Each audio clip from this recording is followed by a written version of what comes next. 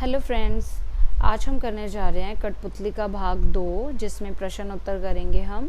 और जिन बच्चों ने भाग 1 की वीडियो अभी तक नहीं देखी है, पहले इसकी कहानी को और व्याख्या को समझ लें ताकि आपको स्पष्ट हो सके कि इसमें किस चीज़ के बारे में बात की गई है। और जिन्होंने देख लिया तो चलिए उनके लिए हम शुरू करते हैं इसके नेक्स्ट प्रश्न उत्तर। देखो बच्चों, अपनी बुक में देखते रहेंगे आप साथ साथ। अब पहले तो कोशिश खुद भी करना क्वेश्चन के आंसर्स देने की, जो भी आपको समझ आया है। और आपके आंसर्स ज़रूरी नहीं है जो मैंने लिखे हैं, जो क्लास में टीचर ने कराए हैं, आप अपने समझ से भी लिख सकते हो, बट वो सही होना चाहिए। देखो, कठपुतली को गुस्सा क्यों आया? हम सभी जानते हैं कि कठपुतली को धागों से बांध के रखा हुआ था। तो कठपुतली धागे से बांध कर कठपुतली को आएगा। यहाँ पे कठपुतली को यहाँ पे एरो डाल के आप को कर लीजिएगा। कठपुतली को धागों से बांध कर रखा जाता है, धागों से बांध कर रखा जाता है। वह इस बंधन से तंग आ गई थी। वह स्वतंत्र रहना चाहती थी, अपने पैरों पर खड़ा होना चाहती थी। धागे से बंधे रहना उसे पराधीनता लगती है, इसलिए उसे गुस्सा आता है। पराधीनता मतलब गुलामी लगती है। अगला क्वेश्चन है, कठपुतली को अपने पाँव पर खड़े होने की इच्छा है, लेकिन वह क्यों नहीं खड़ी होती? अब भाई उसका मन तो कर रहा है कि इंडिपेंडेंट बने, बट क्यों नहीं हो पा रही? तो आधा हम क्वेश्चन में से ही लेंगे। कठपुतली को अपने पाँवों पर खड़ी होने की इच्छा है, किंतु वह खड़ी इसलिए नहीं होती क्योंकि उसके पास स्वतंत्र रूप से खड़े हो सकने की क्षमता नहीं है। स्वतंत्र रूप से मतलब उसको पूरी तरह से भी उतनी फ्रीडम नहीं मिली हुई कि वो ठीक से अपने लिए, अपने हक के लिए लड़ सके। और जब सारी कठपुतलियों की स्वतंत्रता की जिम्मेदारी उस पर आती है तो उसे लगता है कि कहीं उसका यह कदम सबको मुसीबत में ना डाल दे। क्वेश्चन थर्ड है, पहली कठपुतली की बात दूसरी कठपुतली को क्यों अच्छी लगी? तो पहली कठपुतली की बात दूसरी कठपुतली को इसलिए अच्छी लगी क्योंकि स्वतंत्रता सभी को प्रिय होती है। वे भी बंधन में दुखी हो चुकी थी, जो यहाँ पर बाकी कठपुतलियों की बात हो रही है, और अपना जीवन इच्छा अनुसार जीना चाहती थी। ठीक है, तो ये मैंने छोटे छोटे क्वेश्चंस लिखे हैं, बट आप इसको अपने एक्सप्लेनेशन से और बड़ा कर सकते हैं। आगे देखेंगे, पहली कठपुतली ने स्वयं कहा कि ये धागे क्यों हैं मेरे पीछे आगे, इन्हें तोड़ दो, मुझे मेरे पाँव पर छोड़ दो।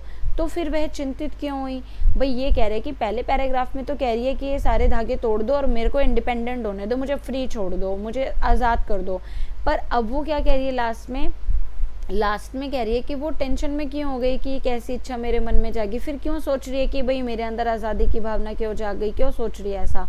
तो नीचे दिए गए वाक्यों की सहायता से अपने विचार व्यक्त करने हैं। ये ना आपको ऑप्शंस दिए हैं, उस बेस पे आपको कोई एक राइट ऑप्शन चूज करना है इस बात के लिए। तो क्वेश्चन को समझना भी पहले बहुत ज़रूरी होता है। कई बार होता है ना, हम क्वेश्चन ही नहीं समझ पाते, इसलिए हम उत्तर दे नहीं पाते।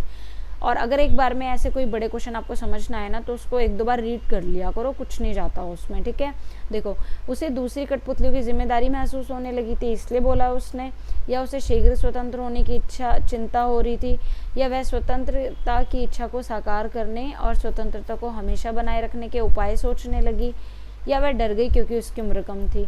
तो उत्तर में आप इलेबोरेट करके भी लिख सकते हो, व्याख्या करके, कि पहली कठपुतली स्वतंत्र होकर अपने पैरों पर खड़ा होना चाहती है, परंतु जब उस पर सभी कठपुतलियों की स्वतंत्रता की जिम्मेदारी आती है तो वह डर जाती है। उसे लगने लगता है कि कहीं उसका उठाया गया कदम सबको मुसीबत में ना डाल दे। यानी कि जो ये वाली स्टेटमेंट्स आपको दी हैं, इन सभी के बेस पे आपको अपने विचार रखने हैं। ठीक है, तो वो यही बात बोल रहे हैं इसको सीक्वेंस में, कि पहले तो अपने पैरों पर खड़ा होना चाहती है, परंतु जब उस पर सभी कठपुतलियों की स्वतंत्रता की जिम्मेदारी आती है तो वह डर जाती है। उसे लगने लगता है कि कहीं उसका उठाया गया कदम सबको मुसीबत में ना डाल दे। तो वह स्वतंत्रता प्राप्त करने के उपाय तथा उसे हमेशा बनाए रखने के उपाय भी सोचने लगती है। उसे लगता है कि अभी उसकी उम्र कम है और वह जो है जिम्मेदारी नहीं उठा सकती। तो इस तरह से ये जो वाक्य दिए गए हैं, इसको हमें एक बात के कथन के रूप में, जो कि पोम से रिलेटेड हमारी जो कहानी है उससे मैच करते हुए अपने शब्दों में पिरोकर इसको लिखनी है। ठीक है, अब आगे देखते हैं कविता से आगे। बहुत दिन हुए हैं हमें अपने मन के छंदों, इस पंक्ति का अर्थ और क्या हो सकता है? अगले पृष्ठ पर दिए हुए वाक्यों की सहायता से सोचिए और अर्थ लिखिए।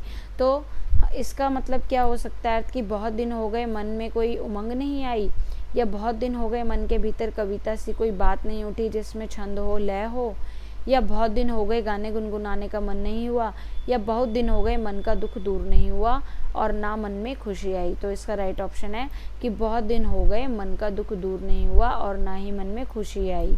ठीक है, पृष्ठ संख्या 21 पे देखेंगे, नीचे 2 स्वतंत्रता आंदोलनों के वर्ष दिए गए हैं। इन दोनों आंदोलनों के 2 स्वतंत्रता सेनानियों के नाम लिखने हैं। कौन से? एक सन 1857 का जो आंदोलन हुआ था और सन 1942 का। तो इसमें हमें इनके स्वतंत्रता सेनानी यानी कि जो फ्रीडम फाइटर्स हैं, हमें उनके बारे में बताना है। तो बहुत सारे थे, हम उनमें से कोई भी लिख सकते हैं। अगर तो पहले आप हेडिंग डालोगे कि आप किसके बारे में बता रहे हैं। सन 1857 तो उसमें वीर कुंवर सिंह हो गए, रानी लक्ष्मीबाई हो गई, और भी आप लिख सकते हैं। सन 1942 में तो सुभाष चंद्र बोस जी, सरदार वल्लभ भाई पटेल जी, महात्मा गांधी जी, लाला लाजपत राय, खुदीराम बोस, ऐसे भी लिख सकते हैं। अब नेक्स्ट देखिए, भाषा की बात में कई बार जब 2 शब्द आपस में जुड़ते हैं तो उनके मूल रूप में परिवर्तन हो जाता है। कठपुतली शब्द में भी इसी प्रकार का सामान्य परिवर्तन हुआ है।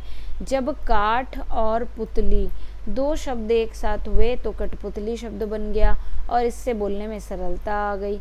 इस प्रकार के कुछ शब्द हमें बनाने हैं। तो काठ यानी कठ से बना क्या होता है? कठगुलाब और कठफोड़ा। ऐसे ही हाथ से क्या होगा? हथ सोना या सोन मिट्टी और मट। ठीक है, आगे देखेंगे तो यहाँ दिया है, इससे देखो हाथ और हथ। हथ मतलब जो हाथ से हम किसी चीज़ को करते हैं या बनाते हैं। तो हथकरघा, हथकरघा उद्योगों के बारे में आपने सुना होगा। हमारी भारतीय सरकार जो है हथकरघा उद्योगों को बहुत ज़्यादा प्रेफरेंस दे रही है, जिसमें ग्रामीण क्षेत्र की महिलाएं हाथ से जैसे टोकरी बनाना, कपड़े बुनना, जैसे गांधी जी चरखा चला के कपड़ा बुनते थे, तो हथकरघा जो है, जो हाथ से चलने वाले उद्योग है, लघु उद्योग, तो उनको प्रमोट कर रही हैं। ठीक है, हथकड़ी आप सभी जानते हैं। हथगोला सोना। ठीक है, अब यहाँ पर है सोन। सोन से क्या हो जाएगा? सोनभद्रा, सोन जूही और सोन पापड़ी, जो दिवाली पे सबसे ज़्यादा एक्सचेंज होती रहती है और इसको खाता कोई नहीं है।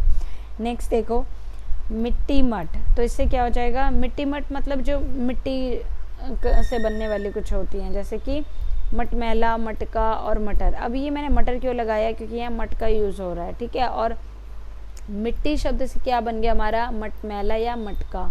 ठीक है, आप सभी को पता है मटका जो है मिट्टी से बनता है।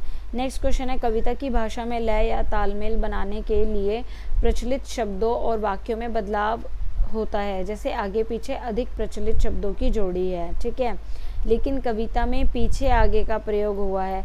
यानी वो क्वेश्चन में कह रहे हैं कि आगे पीछे हम जब भी बोलते हैं इस शब्द को तो हम आगे पीछे कह के ही बोलते हैं, सभी लोग इसी तरह से बोलते हैं, जबकि कविता में कवि ने इसको उल्टा यूज़ किया है। तो यहाँ आगे का बोली ये धागे से ध्वनि का तालमेल है। तो इस प्रकार के शब्दों की जोड़ियों में आप भी परिवर्तन कीजिए, यानी जो रिदम बिठाने के लिए बोला गया है, राइमिंग करने के लिए। दुबला पतला, इधर उधर, ऊपर नीचे, दाएं बाएं, गोरा काला, लाल पीला, तो इनको लेकर हमें क्या करना है? हमें तालमेल बिठाना है। तो जैसे देखो, उल्टा कर दो इनको, पतला दुबला, उधर इधर, नीचे ऊपर, बाएं दाएं, काला गोरा, पीला और लाल। तो इस तरह से तालमेल बिठाने के लिए भी हम कविता में कर सकते हैं चेंज। अगर आप खुद से भी कविता को स्वरचित करना चाहें तो आप कर सकते हैं।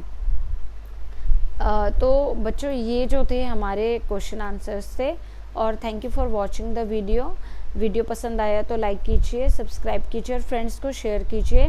पार्ट 3 देखना मत भूलना, इसमें हम इसके इंपॉर्टेंट क्वेश्चन करेंगे, रिवीजन होगी और कॉपी पेन साथ लेके बैठना। चलिए मिलते हैं नेक्स्ट वीडियो में। Till then take care, bye.